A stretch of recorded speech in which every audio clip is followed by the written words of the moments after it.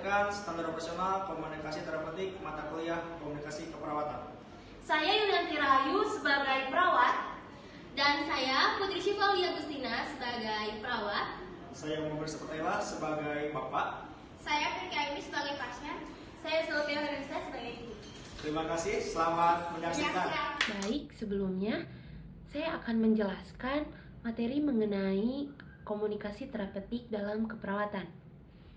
Komunikasi adalah proses manusiawi yang melibatkan hubungan interpersonal. Komunikasi mencakup hubungan yang lebih luas dari sekedar wawancara. Semua bentuk tingkah laku mengungkapkan pesan tertentu itu juga disebut dengan komunikasi.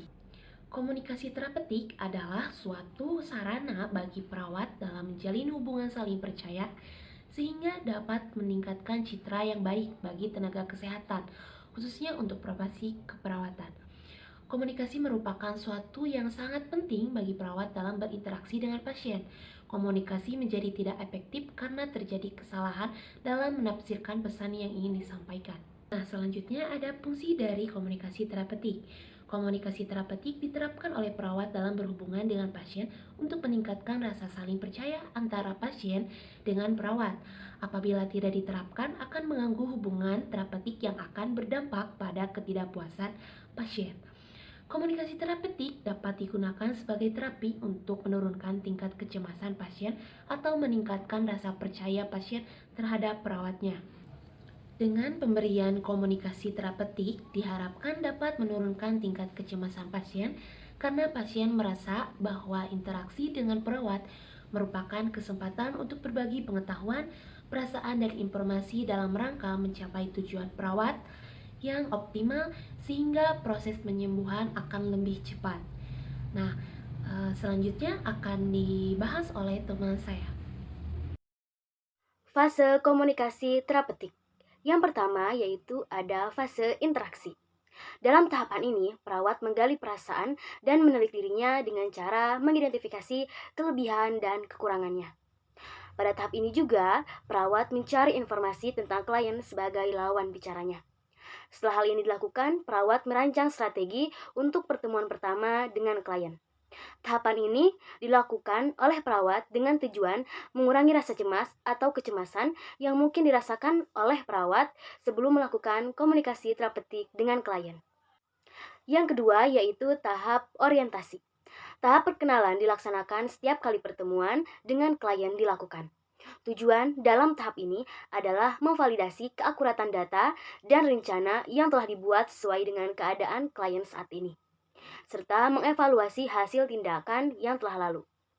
Nah, tugas perawat dalam tahapan ini yang pertama yaitu membina rasa saling percaya, menunjukkan penerimaan dan komunikasi terbuka.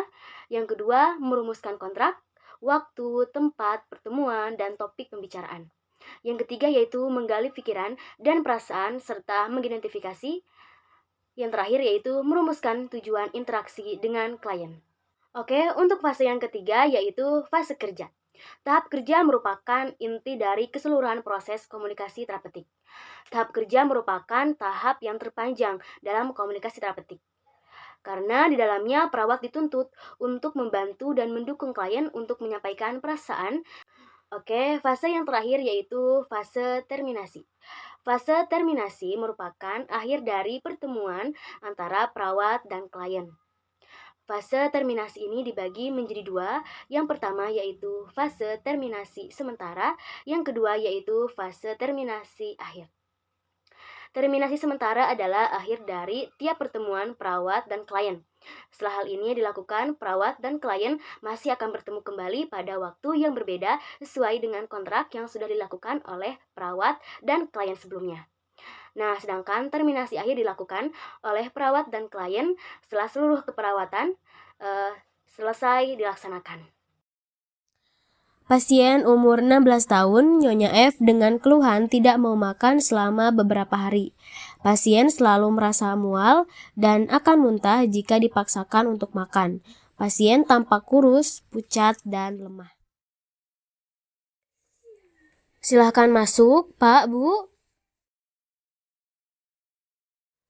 Boleh, Dek, naik ranjang. Silahkan berbaring terlebih dahulu. Bapak, Ibu, silakan lengkapi administrasinya terlebih dahulu. Selamat siang, Bapak Ibu. Apakah ini dengan keluarga pasien? Saya ayahnya dan ini ibunya. Anak saya kemarin mengeluhkan pusing-pusing sama muntahnya juga ada. Baik, Bapak. Untuk lebih jelasnya, boleh mengisi identitasnya terlebih dahulu. Silakan di sini. Selamat pagi, Dek. Saya perawat Yuli yang akan bertugas merawat Ade pada hari ini. Terima kasih Ade telah mempercayakan kami untuk membantu mengatasi masalah Ade. Bagaimana perasaan Ade sekarang? Saya lihat sangat tertekan dan menderita atas masalah ini. Saya akan mengumpulkan data terkait dengan sakit yang Ade rasakan. Saya membutuhkan informasi tentang bagaimana asal mula masalah Ade sehingga Ade tidak bisa makan selama beberapa hari. Waktu yang saya butuhkan adalah 15-20 menit. Dan Ade tetap saja istirahat di atas tempat tidur ini. Apakah yang Ade rasakan sekarang? Selalu mual dan ingin muntah. Jelaskan bagaimana asal mula penyakit yang Ade rasakan. Saya nggak tahu, beberapa minggu yang lalu pacar saya pergi keluar kota.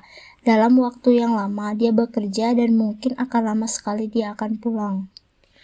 Coba bisa diteruskan ceritanya? Nah, badan saya panas dan saya menggigil. Seluruh tubuh saya terasa lemas. Sejak itu saya selalu mual dan ingin muntah.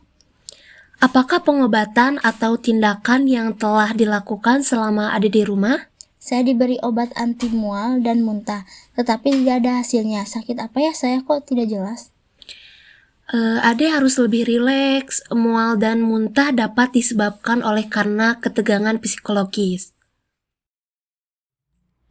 Bagaimana perasaan Ade sekarang? Saya merasa mual dan pusing. Berdasarkan data hasil wawancara dapat kita identifikasi bersama bahwa Ade mengalami ketegangan psikologis karena ditinggal oleh sang pacar keluar kota. Apakah saya stres? Ade harus tetap mencoba tenang ya, tetap berupaya untuk makan dan minum secara teratur. Cobalah biskuit ringan untuk memulai dan meminum air hangat. Nah Ade, untuk sekarang saya akan berkonsultasi dengan dokter untuk mengatasi kecemasan Ade. Saya akan datang 30 menit lagi untuk memberikan obat kepada Ade. Bapak Ibu bisa kesini terlebih dahulu. Oh, ya gimana?